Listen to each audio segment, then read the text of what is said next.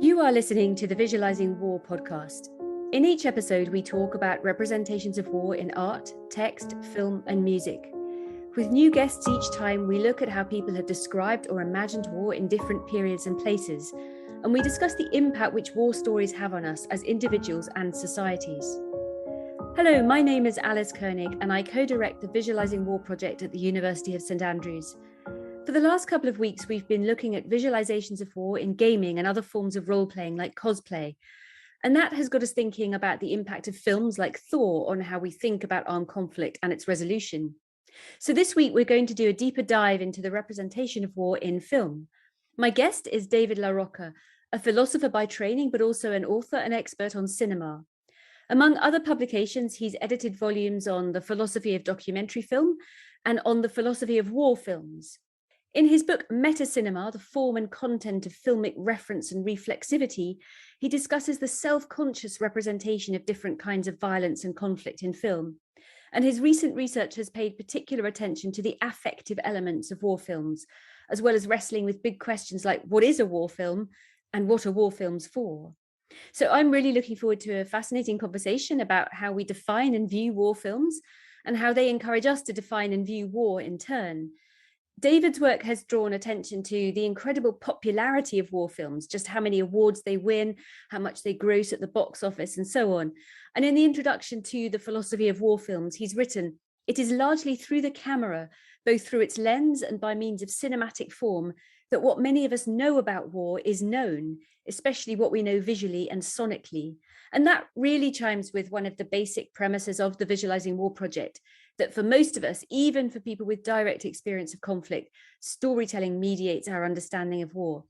So David's work has a lot to say to the questions that we've been raising throughout the podcast series about the relationship between representation and reality and what shapes our habits of visualizing war. So David, it's really great to have you on the podcast. Welcome, and thank you very much for making time to talk to me today. It's a pleasure, Alice. Thank you for having me. So I think that most people, if challenged, could name at least one war film that they've watched, but different people might not agree over what counts as a war film. So in your work, I know you've thought very hard about this genre and also about all the different subgenres within it. So I was wondering if we could just start by talking about that. How would you define a war film, and what range of films might come under that category? As you can tell from the approach to these questions, what is a war film? They're in some ways the biggest possible question aside from what is film or what is a film. As a result, I think one of the best approaches is to try to whittle it down, to try to identify traits and characteristics that can help us perhaps begin to build something like a taxonomy where we figure out what we want to call the master genre or the main genre, and then we could look at subtypes and subgenres. So at the broadest level, let's just look at the colloquial use of the term. When most people say, I've seen a war film or I want to watch a war film, the implication seems to be they want to see combat. So if we start at that level, quickly you would divide all films that you encounter between those that have the representation of combat and those that don't. So maybe that helps us if we think of a phrase like the at-war film, the people who are prosecuting or conducting combat as a way of identifying it. And so everything else, we could think of it as war as context, perhaps, without combat, war as backdrop or framing device or distant contemporaneous condition. And those elements, that secondary list, is, I think, really crucial to the development of drama. So one of the things I'm interested in is how one of the reasons we may be drawn to war films is that conflict is inherently satisfying narratively. And perhaps this is where war films, or let's call them films that deal with conflict, actually find a parallel in romantic dramatic work. So from everything from melancholic romance to romantic comedies. There's something about the frisson, something about that interaction between people who are struggling and suffering, for lack of a better phrase, overcome obstacles to succeed in the end, as the character Charlie Kaufman puts it in Adaptation. There is that Aristotelian structure that there is the generation of conflict and then resolution, that filmmakers call it the denouement, right? Where that moment of feeling like things are coming together narratively. So that parallel may be abstract enough to hold a lot of films, and yet specific enough that we can begin to say we know a war film when we see it. What you're beginning to talk about there is so fascinating, and immediately a couple of our different podcast episodes are coming into my mind. So recently we interviewed Professor Julian Wright about the experience of time during conflict, and the fact that during a conflict people don't know what the great denouements are going to be, and that experience of actually living through day by day without that narrative structure, which we are able to impose either from outside or with hindsight, is really destabilizing. And he talks about the temporal dislocation. So I'm immediately thinking about that. And I suppose that's then got me thinking about the realities of conflict, which drag on, which isn't all about great events, but very much about day-to-day grind, and no clear definition sometimes between war and not being actually at war. So I suppose that gets me wondering whether we have a clearer idea of what a war film is than what war itself is almost. The question, what is a war film, does prompt another question, what is war? And I know that that's something you've also wrestled with in your work. Can you say a little bit more about that?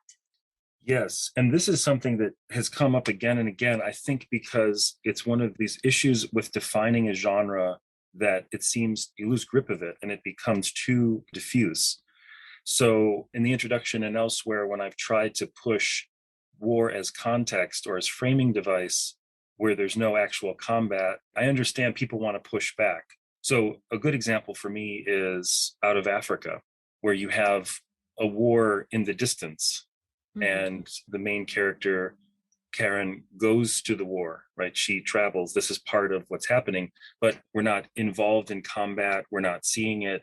And in fact, we witness the end of the war in the form of a celebration and liberation and so on.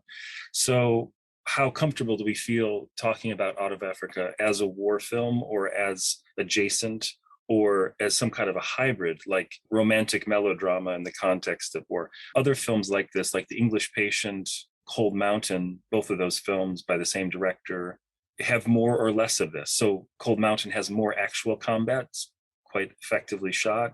The English Patient, less so. And also, I think The English Patient is interesting for highlighting part of your question, which is the real world problem with being able to clearly say this is a war because it looks like a war. It's like there's some mental category that we're comparing and contrasting. So, when you have this North African context for war, it doesn't align with the vast quantity, say, of World War II films, which take place in Europe or in England or something. And that's why films like The Thin Red Line or other films that take place in the South Pacific may introduce yet another subgenre of World War II films, as if you need location to be part of the narrative. So location is part of where we get to define that as you say, and the co-constitution of event and film.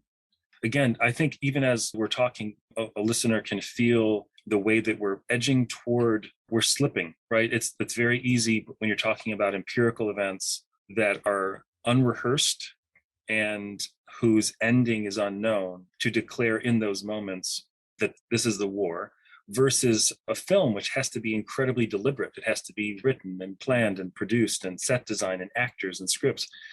All of that intentionality is informed by something. So to what extent is it informed by the individual histories of those people?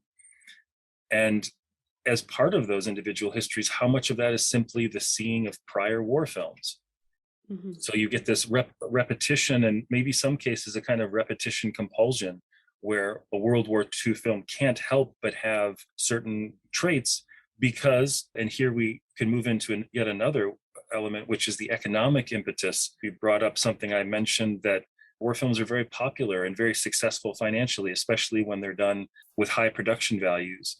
So if someone is going to spend $100 or $200 million on a war film, they want to make sure that it counts, mm-hmm. that it fits the bill that the audience is expecting. Because if they deviate too much, if it's too experimental, if it tries to rethink the genre and put new things in it, they may fail. And it would become an interesting footnote in the history of war representation, but it may bankrupt the company. So we're beginning to build a picture then of the fact that war is something that you've said is satisfying narratively, particularly wars that have already been told and already been narrated are very satisfying narratively.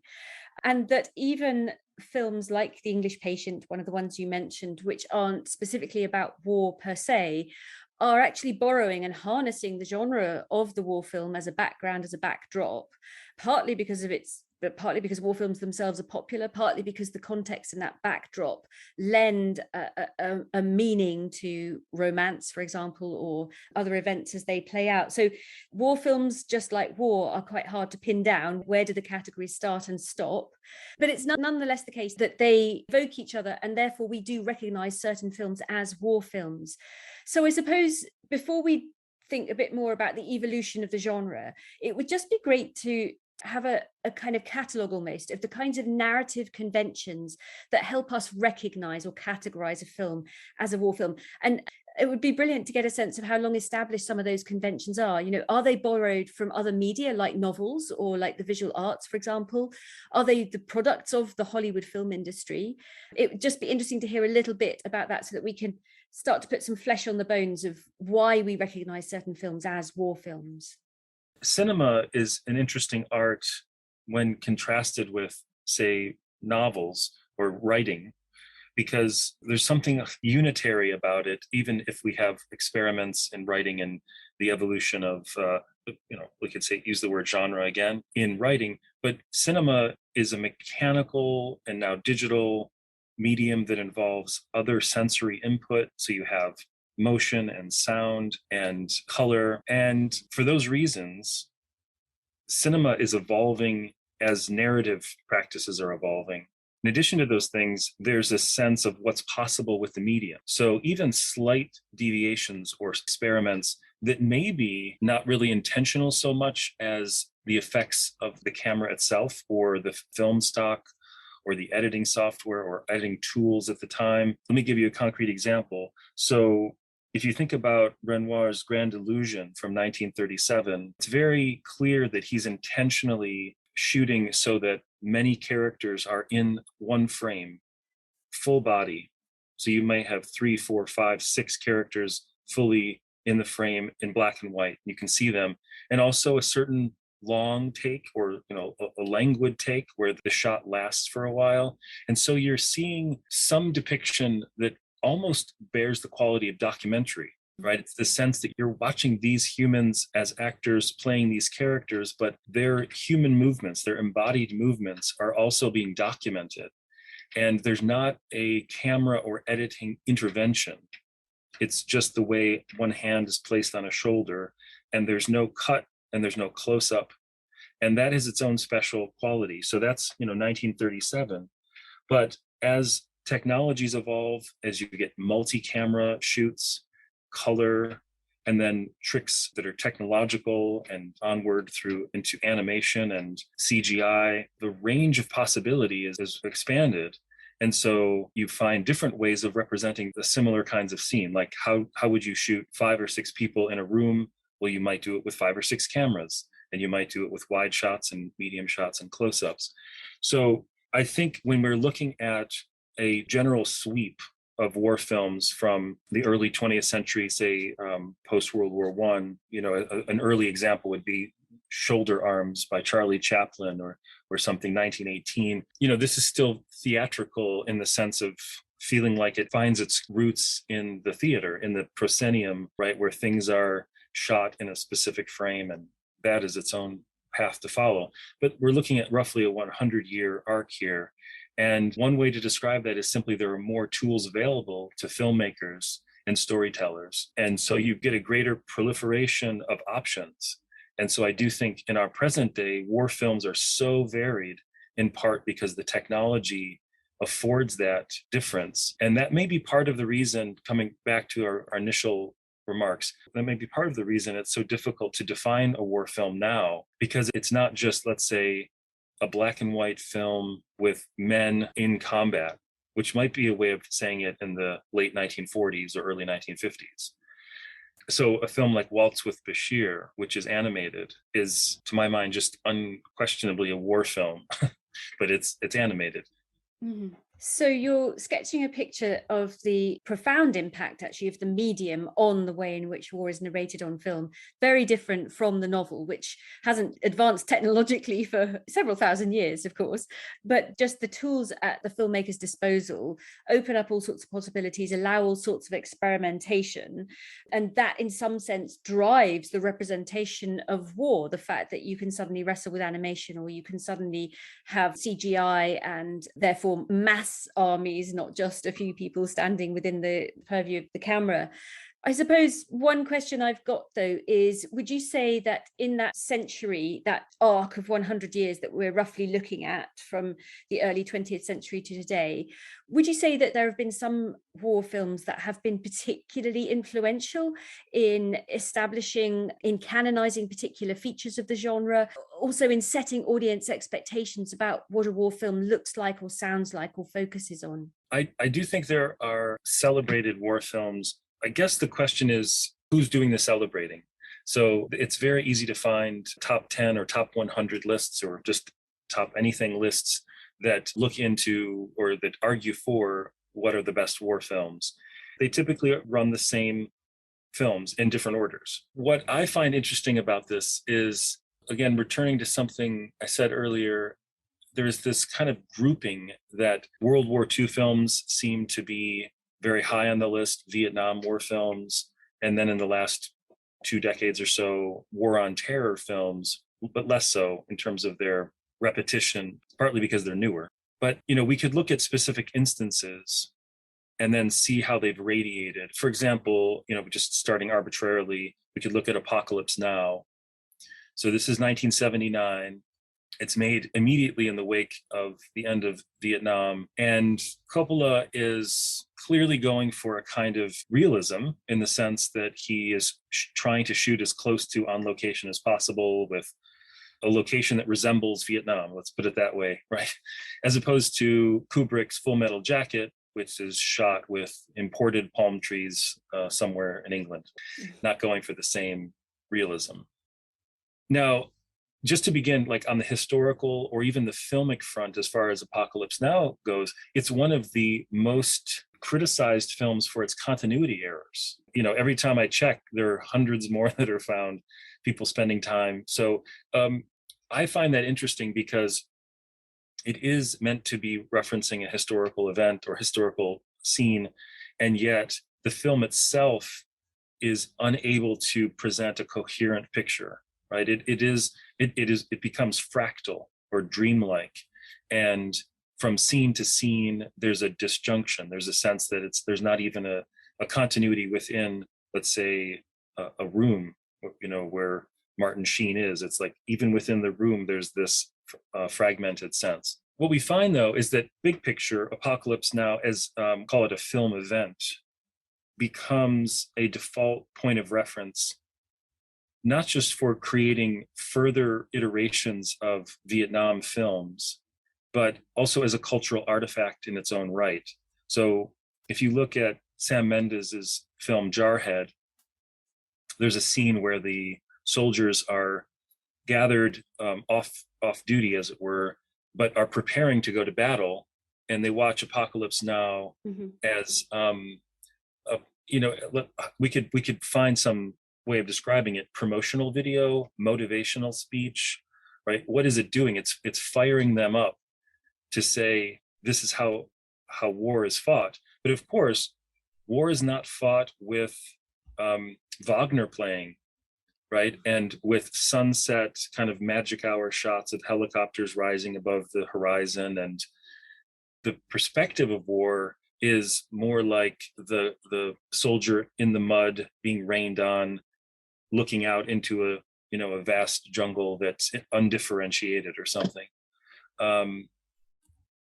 So the choreography, I think that's a crucial way of describing what's happening here. It's like the choreography of the film becomes part of the choreography of the soldiers' vision for themselves. Now, what we also see is this sequencing of who fought in better battles. Like competition between wars also becomes competition between war films, so that someone is saying, well, I'm not fighting in a real war. My ancestors fought in real wars, the Revolutionary War, World War II, what have you. And my war is some sort of diplomatic mission with a few thousand soldiers. Or to shift to another category, when we talk about morality and ethics, my war is unjust. Not just all war is unjust, as some people argue, but there's a distinction that our war, the war that these soldiers are fighting in, is fought on unjust grounds and is the invasion of a sovereign nation that didn't attack, and all those sorts of things. So I think war films are a place where those things can be adjudicated, and you can hear from the soldiers themselves who are saying, often by way of referencing other films, if only we could fight Vietnam, which somehow seems as contested and controversial as it was at the time, somehow seems more legitimate.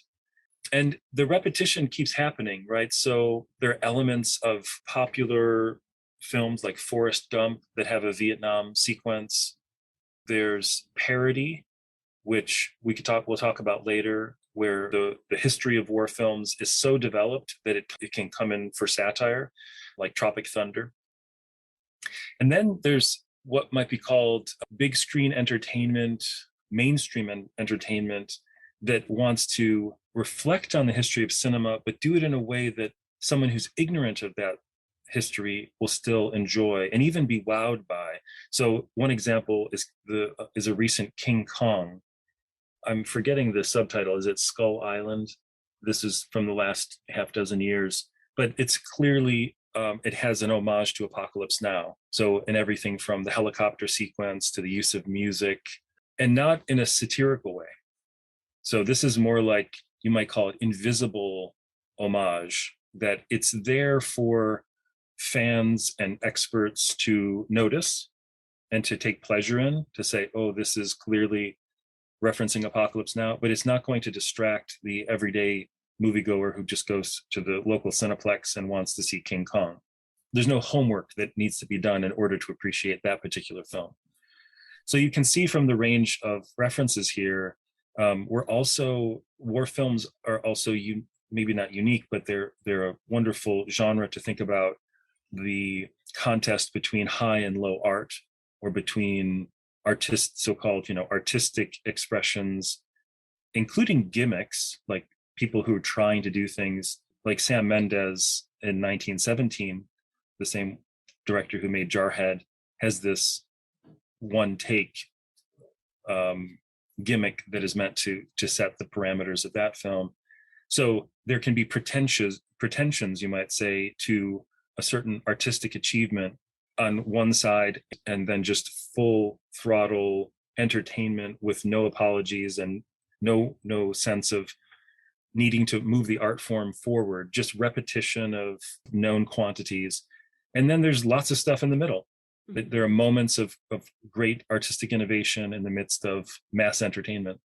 What you're pulling out there with that example, particularly of Apocalypse Now, but the sort of general points you've been making around that, is this very complex and fascinating relationship between narrative and reality. When you said that some soldiers fighting in later conflicts have said to themselves, if only we were fighting Vietnam, in some ways what they mean is, if only we were fighting Apocalypse Now. The idea of Vietnam, the way in which that has been enshrined, as you say, into a default point of reference through a film that has made sense of it, has structured it, has storied it in very memorable ways, partly because of the choreography of the film, partly just because of the wow factor, as you say, to this mix of technology, artful filmmaking, but also these moments that just go down well with an audience, that then become canonical, become key reference points, and don't just feed back into future filmmaking, but feed very much into our filmic memory and how we process our exposure to real conflict. I think we'll come back to that in a bit. But I suppose you've got me thinking more about the changing trends over time. Of course, war has changed very dramatically over the last century and is changing radically now with drone warfare, cyber warfare, AI, and so on. And of course, as you've mentioned, the technology of war films and so on has changed.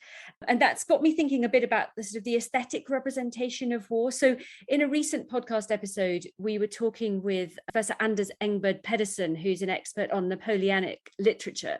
And he was talking to us a lot about the real dramatic change in the aesthetic representation of war during the Napoleonic period, with authors like Tolstoy and Stendhal and Balzac moving away from more panoramic visions to more of an emphasis on the fog of war and storytelling that was focused very much more on individuals, because the wars that were being fought at the time ended up being on such a scale and were so impacted by chance and contingency that it became really, really difficult to capture their truth in an objective way. And so that gets me thinking a little bit about the changing aesthetics of the war film and how keyed they are into the evolution of war itself.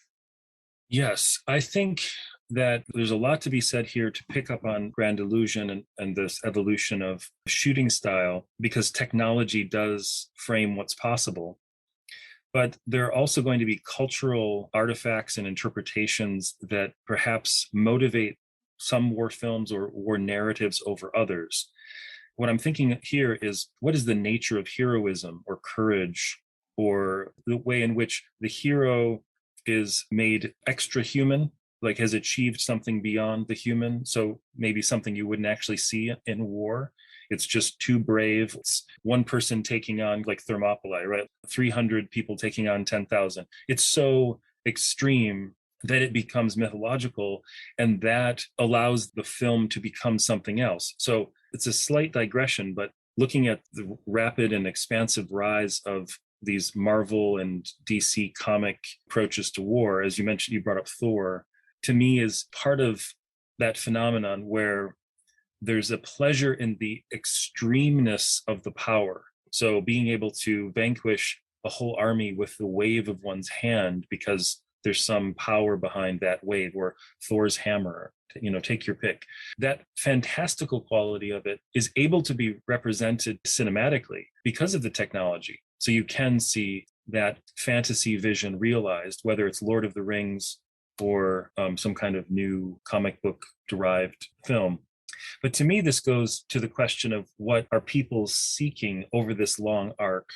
And you're talking about, I think this is great, a historical context for how the individual becomes more important in literature and in depictions of war. If you look at cinema, it's so evident that simply the technology of a close-up lens is all you need to suddenly make one person or individual stories, if you will, in composite, the focus of a film. So I think of, if you go from Grand Illusion to The Thin Red Line by Terrence Malick, you see here that this is an ensemble film.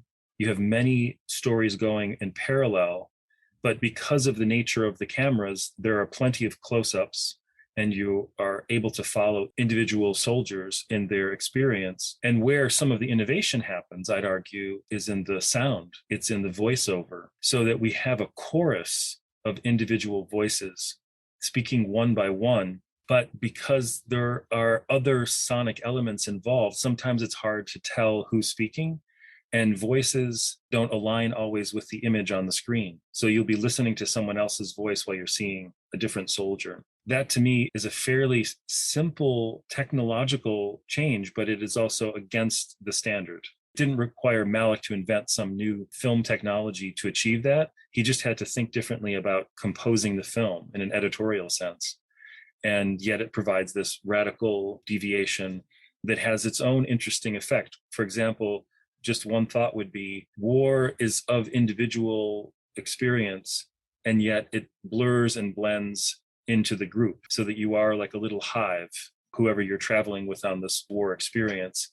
And so as much as you want to be individuated, in a way, war dissolves that individuation, and you just become anonymous soldiers in the same uniforms marching in the same direction. So there's quite a lot of philosophical depth in something as simple as a shift in voiceover alignment. Mm-hmm.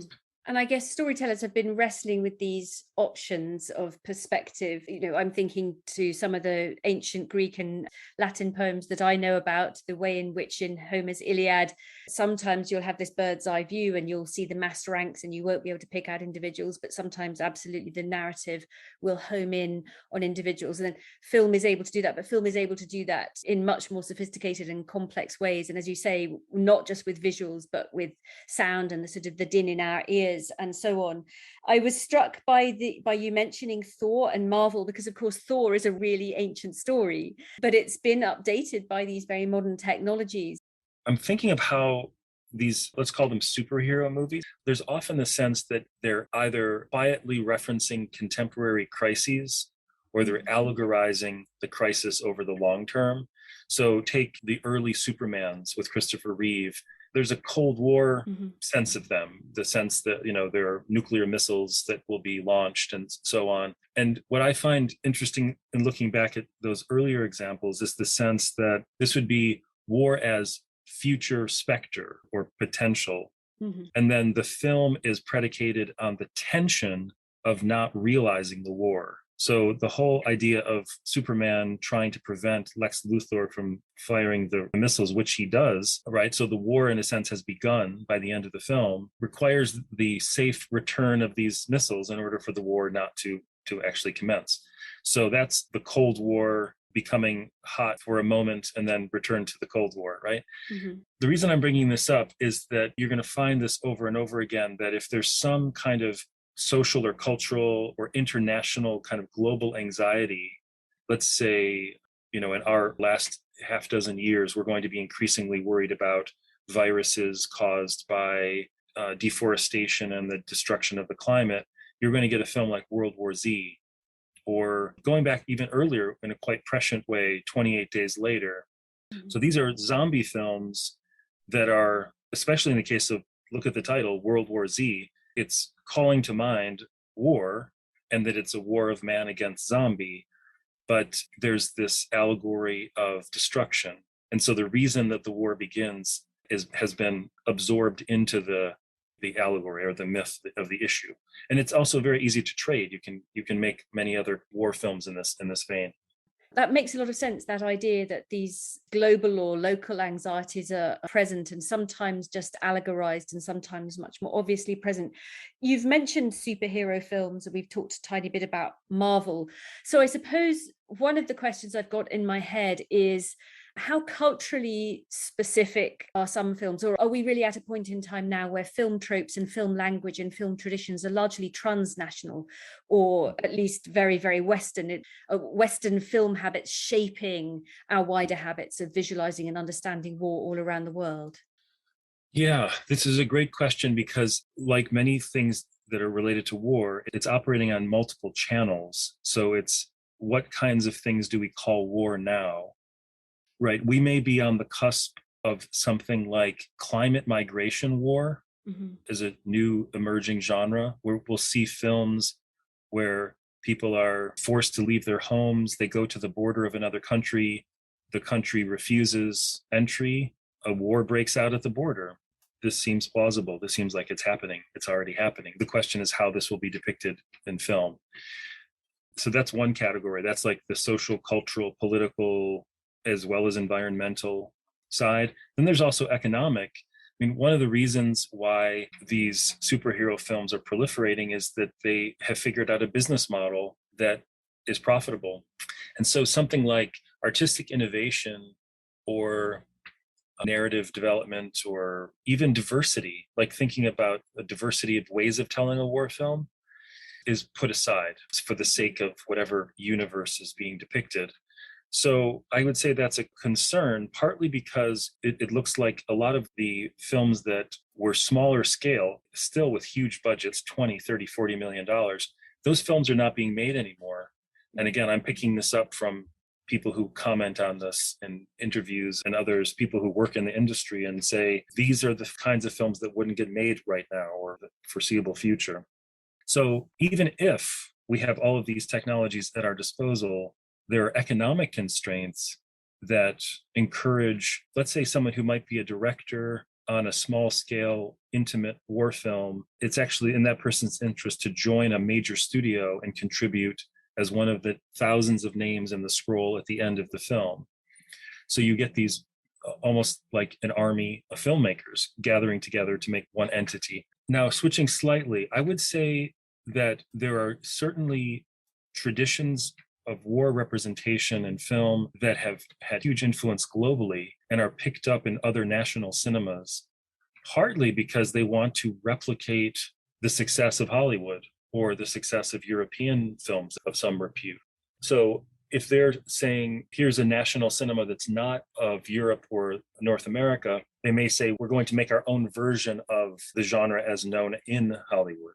But there are many hundreds of examples that reflect what would be called the special characteristics of specific national cinemas. And I'll just give you one example. So, listeners could go off and watch it if they haven't already seen it. So I'm thinking of Timbuktu from 2014, directed by Abderrahmane Sissako, a film that is formally innovative, that is looking at cultural and social elements in the content that are handled in ways that do not seem Western in the generic sense.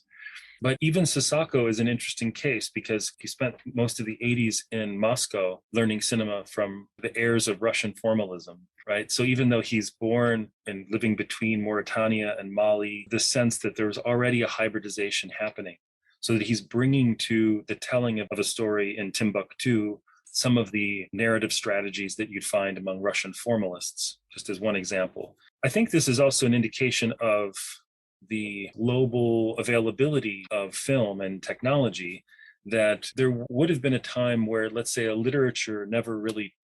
let's say, or a story would have never traveled very far from its home for decades or even centuries.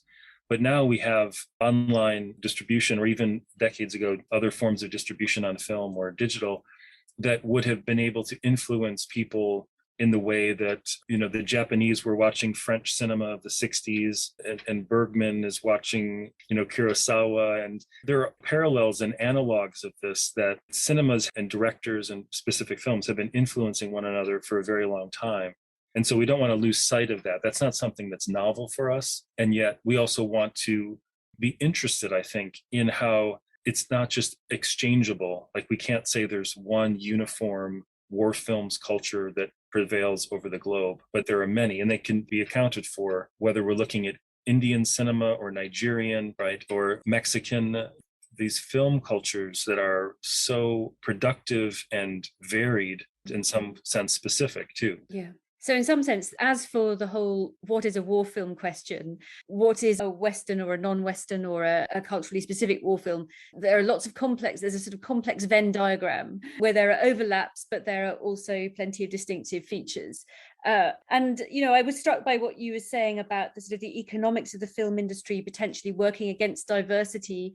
One tragic feature of the world is that war itself sometimes actually works for diversity, insofar as I'm thinking of the civil war in Syria, which, among other things, has seen the rise of citizen journalism. And this is something we've talked about on the podcast before with Dr David LaRocca. And as part of that movement, with lots of people actually, getting their iPhones out and shooting the revolution, as Donatella would put it, a sort of a growing film industry has emerged in Syria, producing things like the wonderful documentary film For Summer. And so war itself actually at times generates a very culturally specific or very temporally specific subgenre of war film or war documentary, while these other forces, the economics of the sort of the Hollywood film industry or the superhero film industry, are working in the other direction. You had just brought up this fascinating point about documentary and the context in Syria. This is really important for thinking about how, because film technology and cinematic technology has become so, in a way, democratized, that, for example, I'm going to do a product plug, unfortunately, but the recent release of the iPhone 13, I think it is presented basically as a cinema quality phone. So the phoneness of it and all the other things that it can do are suppressed in favor of just look how great the camera is as a tool for making movies. And I think that that's not to be lost on a conversation taking place at the end of 2021, that we all have movie studios in our pockets now. We have the capacity to shoot, in some cases even edit the film on our phones or on fairly inexpensive devices.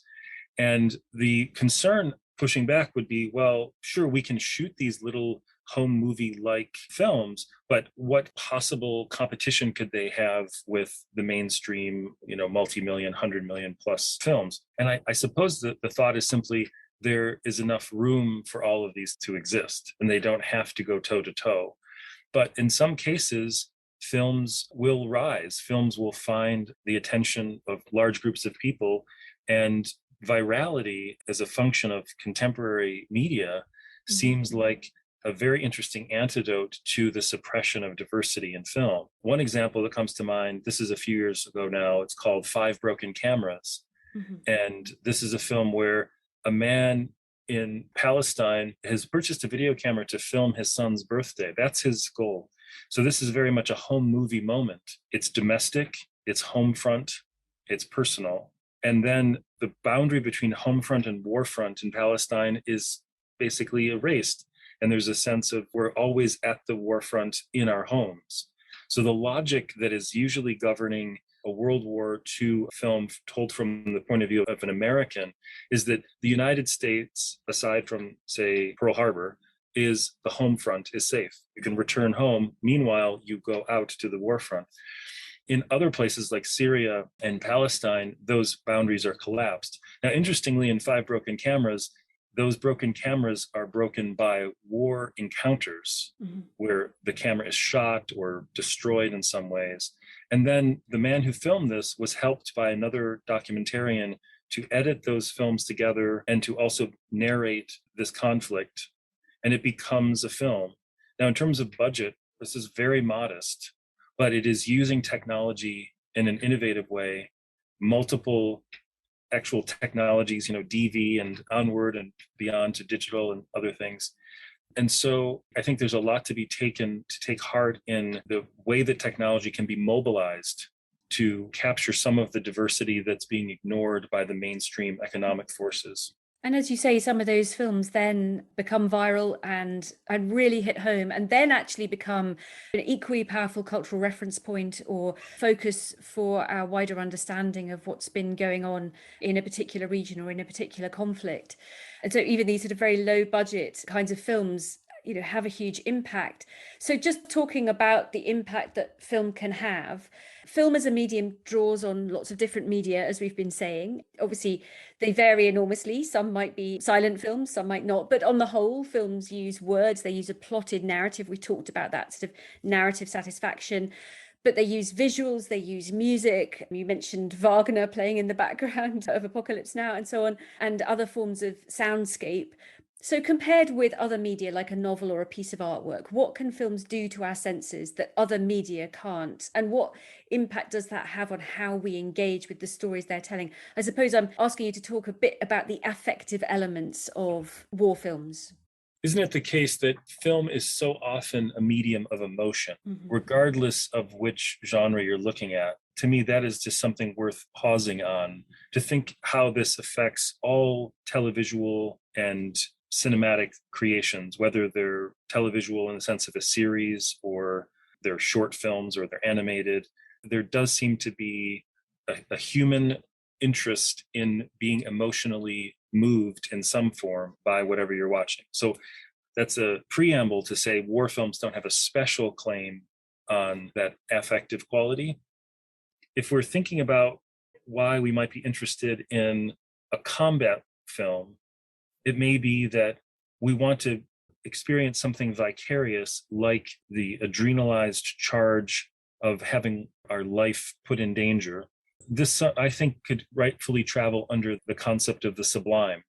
I've described this in war films in particular as the humanistic sublime. It's a bit of an oxymoron, or at least that's what I think some theorists have said. I don't think it's oxymoronical, because the sublime is meant to be the experience of terror without the presence of real danger. When we think about war films, that package of experience travels in the form of the human. So it's the human at the front with bullets flying. And so the question is, will the soldier survive or not? That is a very particular human experience. And it's very much about the limits of one's mortality. So from 1 minute, 1 second really to the next, it's life and it's death, existence and its non-existence. So to me, this phrase, the humanistic sublime, helps us think about what war films might be especially good at revealing. But I also think that there are many instances when you can have the charge of a war film without bullets flying, without combat. I'll give you a concrete example of the film The Messenger, Oren Moverman. starring Woody Harrelson and Ben Foster and Samantha Morton. There's a scene, it's a long take, which is to say it's the camera is just turned on and the actors act. I think it's about 9 minutes long. But imagine a scene in a kitchen between a man and a woman. He served in war and he's back on the home front, and his job is as a messenger to notify next of kin of the death of family members. But this is a domestic moment. He's in this kitchen with the wife of someone who lost her husband in combat. And it's a scene full of charge, full of romantic, erotic charge, but also it's overwhelmingly filled with grief, right? The two of them experiencing, in a way, independent realms of grief that are making contact. And the bringing together of something that seems like, as erotic desire draws you to someone, grief can repel you, or it could make you rethink what that relationship to the other person is. So I bring this up because, again, the use of cinema technology here in the form of simply leaving the camera alone is novel in the context of war films, but it's something that trades on something very familiar to other traditions in cinema, like slow cinema, so-called, where this brings us back to the question of time that we picked up on earlier, that most mainstream war films have a certain cadence or pace. Even if there are stretches of quiet, the quiet is there to emphasize the cacophony that will come and the tumult of bullets or vehicles, right? The squeak of tank treads and the launching of cannon fire and all the rest. So that pattern, the quiet, loud alternation, is something that's distinctive in mainstream war. Whereas in slow cinema, you just get these incredibly long stretches of almost rest. It's just resting in time because your lived time is identical to the time in the film. So the sense of being co-present with these people is heightened. It's like, again, the case of The Messenger, it's like you're in the kitchen with them. Mm-hmm. It's not just recognizable as a kitchen with two people, but it's also this sharing a certain sequence of time or a stretch of time with people. So this is a wide range. I'm trying to give extreme examples just to point out that we're dealing always with the spectrum of potential for generating or trying to summon affective qualities in humans. So yes, you're drawing attention to the fact that it can be really, really simple tricks, just leaving the camera running and having the viewers experience things in real time. But I think one of the other things that really interested me about what you were saying there was coming back to this idea of pace and cadence and the time as it's paced through a film, because what that does is it sets up our expectations. So the fact that we might be in a quieter bit that's more of a pause or a rest, it's charged with a certain emotion because we're anticipating the next bit of the cadence, which is going to be supercharged and cacophonous and so on. And it's partly about the way in which film plays with our expectations of narrative structure. But it's all these different storytelling tricks, some technical, some as old as just telling a story and pacing the plot. All of those things that help make a film affective. And when you then add in music and when you add in the sound and when you combine that with the visuals. And of course, some of the film that we're seeing today is very much more immersive, isn't it? There's VR, and then you can go to a cinema experience and actually feel heat or feel wind, and then that takes us also into the gaming world where things are increasingly immersive. So 2 points, 2 responses. The first is that just in an empirical sense, film shots are getting shorter over time.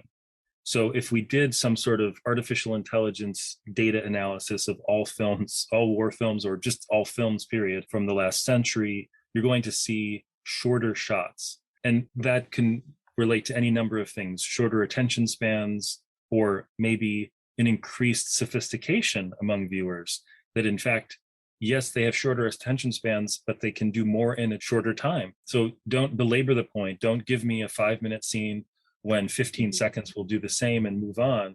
So in some ways, a lot more can happen in a film than it did 25 or 50 years ago.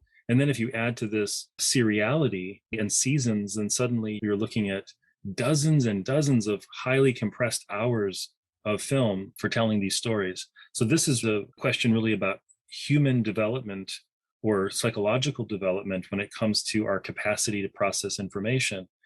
There's lots of apocryphal stories about the train, the Lumiere film, where the train is coming toward the audience and the audience runs in fear of the arrival of the train. This is mostly debunked, but even as a myth, it's useful to remember that humans have to adapt psychologically and emotionally to their new technologies, even something as simple as or straightforward as a car or an airplane. It's very disorienting to travel across an ocean in 4 or 5 hours when it used to take a month, and to process that psychologically. I am here, I am in this new place. So similarly, if you're traveling further distances narratively and you have to pick up all these details and nuances, then as viewers, we have to become more sophisticated. That comes to the second point, which is about immersiveness. And this part I'm much less sure about, in the sense that my thoughts on this are evolving. And I think because we're undergoing this radical shift in augmented reality, mixed reality, virtual reality, coupled with advances in CGI and visual graphics that are making story environments so much richer, full of detail, full of dimension. And yet, pushing back on this, as a sample group of one, I do not find the major run of fantasy spectacles, whether they're war related or not, I do not find them by and large that immersive. In fact, to use a good old fashioned Brechtian term, there's a certain alienation that happens where the spectacle is so monolithic, it's so uniform from every corner and across the frame, that its artificiality and its distance from the human is too far for one to overcome. And partly I'd say this is contributed to by the reliance on formula and on prior knowledge of other elements in that story world. And I'm sure there are legions, probably tens of millions of humans who disagree with me, because the box office is what it is. I guess the question I'm left with, and I'm still wrestling with and will have to, is what precisely is immersive now, given that we'll give ourselves a little bit of credit for being slightly more sophisticated in our capacity to understand motion pictures and visual stimuli and narrative plotting, all the innovations of plotting where we have temporal sequences that are mixed up. And, think of Christopher Nolan films as a good example of this, where temporality is shuffled in some respect. You have to figure out what's sometimes called the puzzle, that these are puzzle films or mind game films. That's their main offering. So we're being treated to sophisticated narrative devices, and yet I'm not sure that amounts to immersiveness. And if that's what we're looking for anymore, to me, many instances of slow cinema or transcendental cinema are much more immersive. They're using the technology or the potential that was there 50 or even 70 years ago. They're not really innovating materially. In other words, there's not a straight line between so-called improving technology and increasing immersiveness. It's very interesting to hear you talk that through and think about, as you say, that sort of the more immersive quality sometimes of slow cinema relative to the very, very technical CGI or virtual reality that's out there. And yet some of that CGI and that virtual reality is absolutely, as we know from research, shaping our habits of visualizing war for real. So there is this very, very complex relationship between what we're seeing on the screen, what we're being plunged into, what we're sometimes playing or gaming, and what might be going out there in the real world. It seems to me that you've mentioned parody. You've mentioned the way in which some war films satirize other war films. It seems to me that parody actually has a really important role to play in helping us look critically at cinematic representations of war and their constructedness, and how they relate to reality. So I wonder if you could tell us a little bit more about some examples perhaps of films that we might understand as parodies of other war films.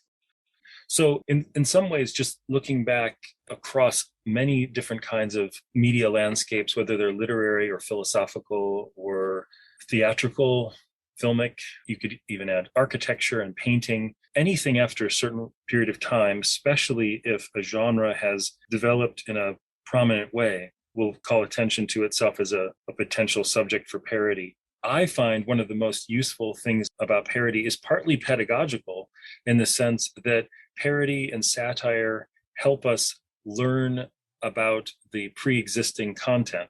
So the parody has to say, look, I've noticed this trait over and over and over again, and now I'm going to do something with it. And then suddenly all of the films you've watched, you say, oh, I didn't realize they all had this kind of figure or this kind of representation. So I think Tropic Thunder is useful partly because it's well known. It's an A-list cast, and it's been around long enough that I'll just use it as a quick point of reference. And it also falls in line with our Apocalypse Now thinking. So in some respects, Tropic Thunder just goes after all combat war films. So it's pretty eclectic in that sense, but it's framing its own particular narrative as actors who are playing characters in a Vietnam-like setting. It is also an instance of what many people call metacinema, in that we're dealing both with reference and with reflexivity. So reference is, let's call it homage, where you bring up an earlier instance and you say, I'm referencing Apocalypse Now with the use of Wagner or something. But reflexivity is when the film or the actors in it are calling attention to themselves as actors or as a film. And what you get is, in the lingo here, is the mise en abîme, right? It's the nesting of one world in another. So we have Ben Stiller, who we know is walking the earth with us right now as a human, is in the film as an actor who is in a movie acting as a soldier. So there's at least 3 stages of nesting happening here.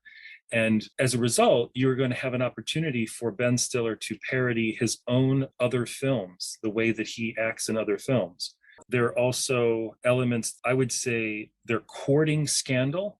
Remember, this is a comedy parody. So a lot of comedy has about it the courting of scandal, or even bringing our attention to what could be scandalous that's gone unseen.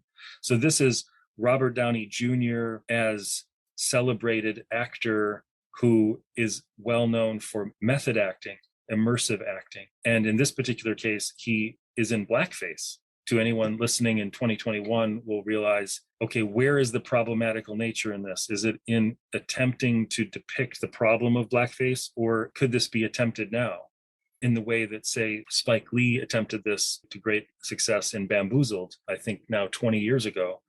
So you get these cultural touch points. In terms of the contribution of parody, it helps viewers make contact or come to consciousness of the genre traits that have made war films something that people desire. Now, it can also be a point of offense, not just in terms of scandalous things, but in a way ruining the genre by skewering it so that it can't be taken seriously, right? I think this is also related to immersiveness. There is that buy-in that takes place when a film begins, the willing suspension of disbelief. But it's when you give up the fight against seeing this as an actor in a film and you simply take it seriously as a reality unto its own. And so parody, because it's activating those reflexive qualities and those referential qualities that are distinctive of metacinema, is going to often make you have a harder time taking seriously the sincere instances. So if Apocalypse Now is parodied so many times that when you go back to watch Apocalypse Now, it seems itself funny. You've lost touch with the drama of it. Yeah, that's really fascinating, this idea that absolutely for your average film, you buy in, you suspend your disbelief, and parody completely works against that. And it's a very interesting thing to think about, whether Apocalypse Now will be parodied enough times for us not only to find that film funny, for us actually perhaps to part company with some of the habits of visualizing war, which that film has made popular and enshrined. I suppose that gets me thinking a little bit tangentially about the politics of war films. War films are a complex category, as we've discussed. It's very difficult to say where they start and where they stop. There are many, many subgenres, including parody. But another way in which some people have categorized war films is thinking about some which are anti-war, some which are pro-war. Are those categories at all useful? And are many war films inherently political because they are tackling a topic that, whether one is tackling it in a light way or whether one's tackling it in a romantic way or in a parodic way, at the end of the day, war is an incredibly serious topic? Yes, I think that You find there are bromides that are out there that may pass for true for many people, such as all war films are anti-war films. I think the sentiment here is to say that no person making a war film would want this to be taken as a recipe for further combat or further, military action. So it's not like those who are talented at making war films are somehow trying to agitate for further war.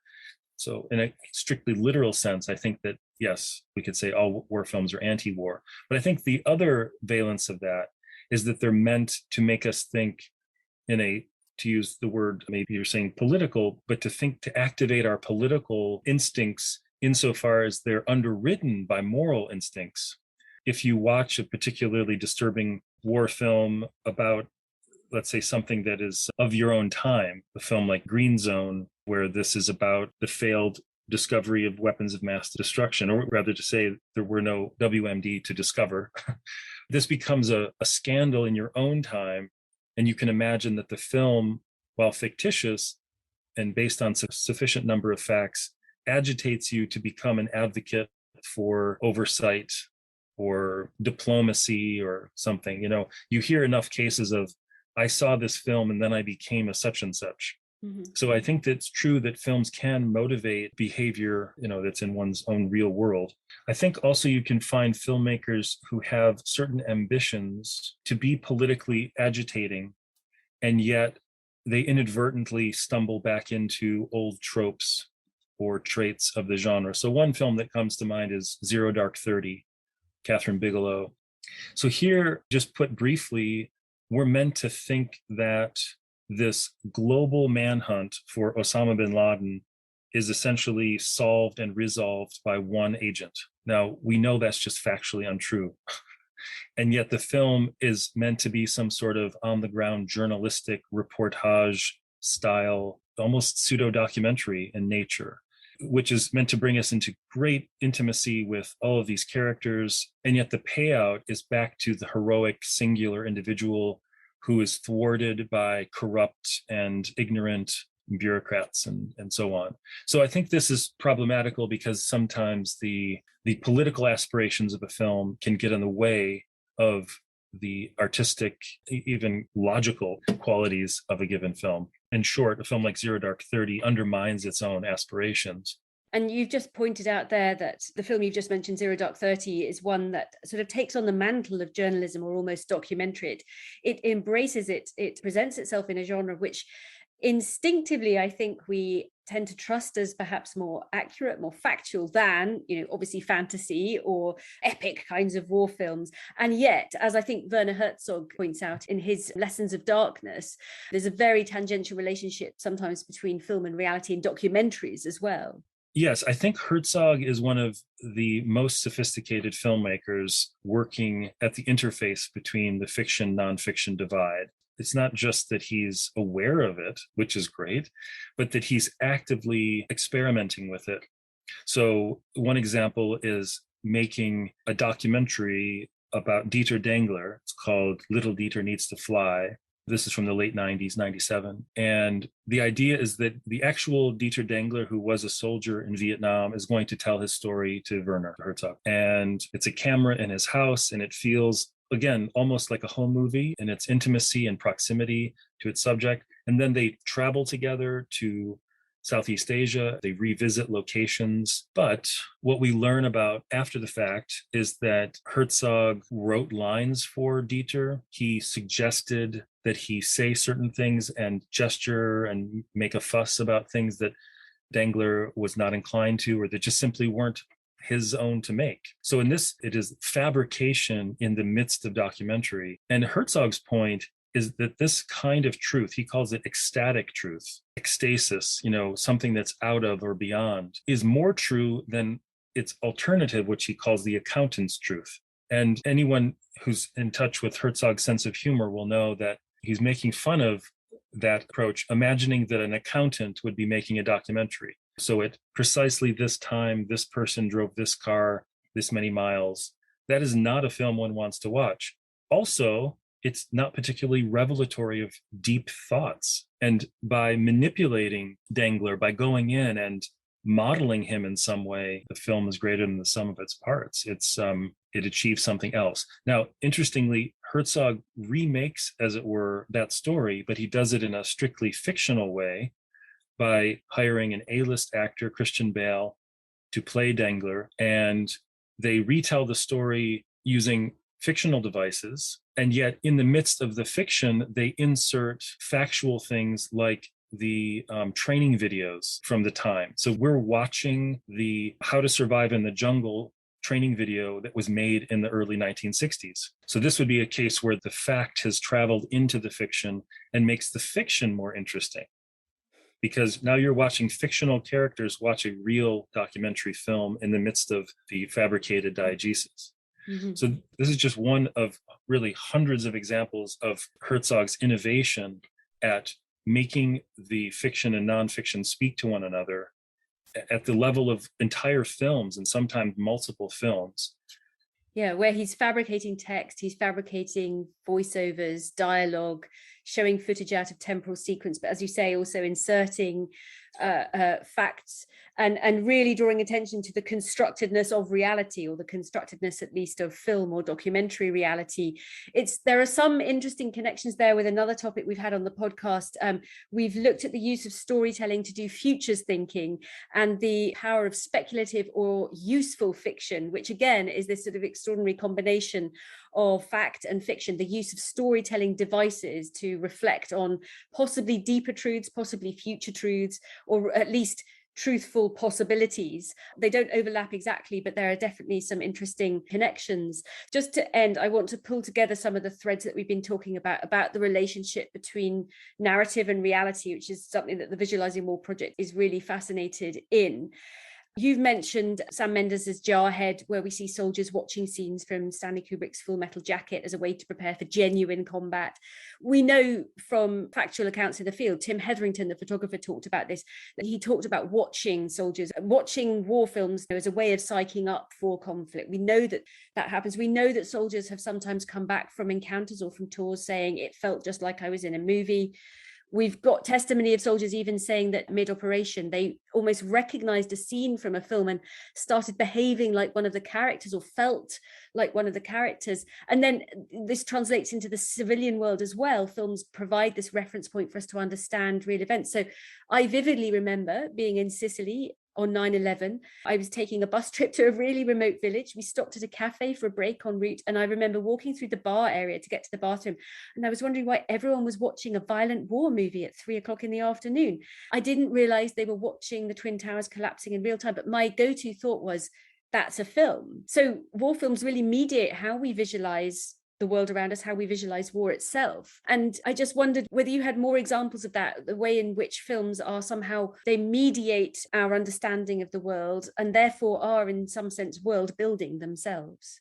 Absolutely. And a fascinating set of examples. Just closing down that Herzog moment, which will take us into the speculative. In a film like Lessons of Darkness by Werner Herzog, there's this quality of science fiction that he's retelling the atrocity as something that's happening on another planet even, or at another time on our planet.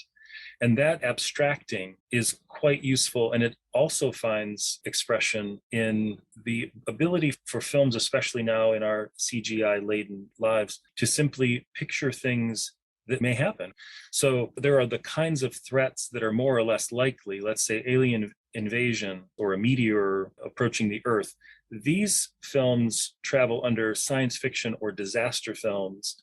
And yet, when you scale them down to something like a virus, then they become more plausible. Or when you fly planes into a building, then they're within a certain realm of possibility. So as far as the future envisioning of what's possible, I think war films are uniquely capable, and perhaps even especially in their science fiction mode, because they can be so exaggerated. In a disaster film like Independence Day, we see the major cities of America being destroyed, and it's like some kind of sadistic destruction of your most beloved thing. It's this like child who's smashing his own toys. So you see the White House explode and various architectural icons being destroyed by aliens. But then when the trade centers come down, suddenly they seem more cinematic because you have that catalog of destructions already in your own mind. So I think when it comes to speculative or science fiction war films, the question is, do we want more dystopias? Do we want more Dune-like scenarios we're seeing now retold? Because if we set ourselves up for these kinds of speculative outcomes, we're always going to run into that moment where life catches up to the cinema. You mentioned an anecdote about 9/11. For our family, it was as the pandemic set in, that first real weekend in mid-March of 2020, we all sat down for a screening of Contagion. And it turned out to be remarkably prescient and accurate and really a kind of survival guidebook for everything from social distancing to masking to quarantining and all the things that now are part of the daily lingua franca of global citizenship were there in a film made several years ago. So our pandemic lives caught up to the film, and then the film became a resource, inadvertently perhaps. And you could even say the same about zombie films. Right now, part of the pleasure is that it's a controlled suffering, that we can watch a zombie film because we know zombies don't exist. Again, this comes to psychological issues that are, for me, still unresolved, why people do this and why we as a species appear to do this. But we inflict a certain amount of pain and suffering on ourselves because we ultimately control it. We can turn off the film, but it would be a very different story if the zombies were at the door. I don't think we would watch zombie movies anymore. I don't think we'd make them. And likewise, the question is, will virus movies now have to be much worse than our current circumstance in order for us to find them worth watching? Or are they strictly going to be more documentary in nature? Or heartwarming stories of survival and recovery. And I suppose that brings me on to my last question, if I may. You've led us on to that very successfully. We've talked about the way in which films have this extraordinary tangential relationship to reality. They can help us visualize future realities. They can help us process the past as well. And that's another reason why we sometimes watch war movies, because we're trying to get in touch with our roots. We're trying to understand events in the past. We might have a personal reason for doing so. We might actually just have a shared cultural reason for doing so. But in all sorts of different ways, films help us process our reality. And not always in frightening and terrifying and negative ways. There's a huge diversity of war films. We've talked about that. There's epic, documentary, historical. Some of them generate horror. Some of them invite criticism. Some of them glorify. Some of them seem to relish aspects of war. Others are very much more anti-war. And I suppose that leads me to think about the representation of conflict resolution and peace building in films. This is something that's recurred across our podcast series, the fact that our storytelling habits cluster around combat. That's something that you started with when we were talking about that taxonomy of war films. They cluster around combat itself and the sort of the immediate environs of a war. But the reality of war is that, in fact, it's lived out for years after the events, after soldiers have gone home.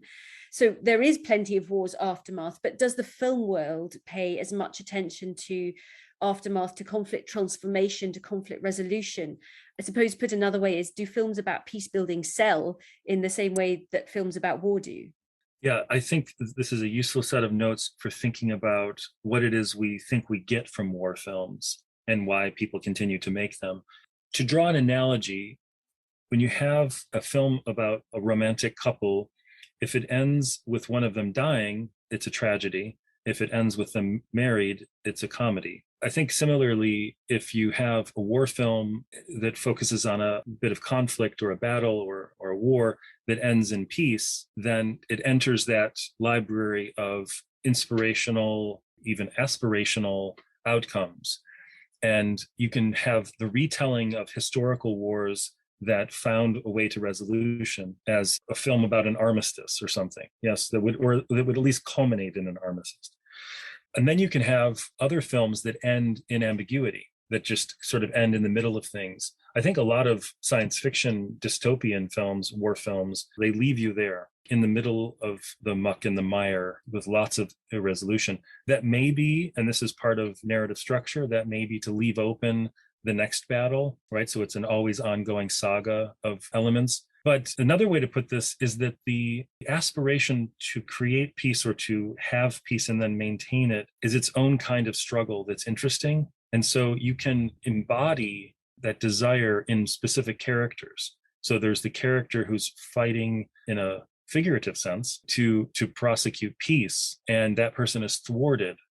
And that drama is compelling. I'll give you one example, Fair Game, right, with Sean Penn and Naomi Watts. And it's meant to be a retelling of Valerie Plame crisis. This is about good people working hard and then being betrayed, and then trying to find their way back to not just their jobs and their reputations, but also to one another. So it's a remarkable braid of the domestic and the international diplomacy. But I think you're going to find examples where there can be peace seekers and pacifists even in the midst of war, but they function more as one more trait in the war film constellation and are not so much the driving force of the entire film. It's sort of like place setting with a meal. If you're trying to get people to produce a film, you're going to have to offer up some turkey as well as the garnishes on the side. And the question is, how central is the conflict going to be, and how muted can it be? How much can we get away with not showing?